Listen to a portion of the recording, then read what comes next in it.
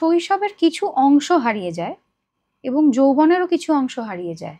মানে যেই সময়টা আম একটা 9-10 এর বাচ্চা হয়তো তার মনে হবে একটু বন্ধুদের সঙ্গে আড্ডা মারি, বা কলেজ ইউনিভার্সিটিতে বন্ধুদের সঙ্গে আড্ডা মারি, বা একটা ক্যাম্পাসে গিয়েও সেখানেও একটা আলাদা লাইফ তৈরি হয় মানুষের।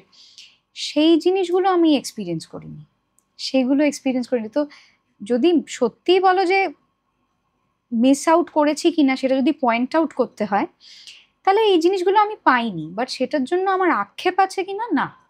সেটার জন্য আমার কোনো রিগ্রেট নেই। কারণ সেটার বদলে আমি যেগুলো পেয়েছি সেটা আবার অনেকে পায় না। So I think there has to be some little sacrifices need to be made to gain something larger in life. তো সেটা সেই কারণে আমার ওরকমভাবে আমি দেখি না জিনিসটা যে ও আমি এগুলো হারিয়ে গেছে বা আমি পাইনি। সেইভাবে আমি সেই দৃষ্টিভঙ্গিতে আমি দেখি না। হ্যাঁ, অনেক কিছু হারায়, হারায় না তা না। কিন্তু ওইভাবে আমি দেখতে পছন্দ করি না।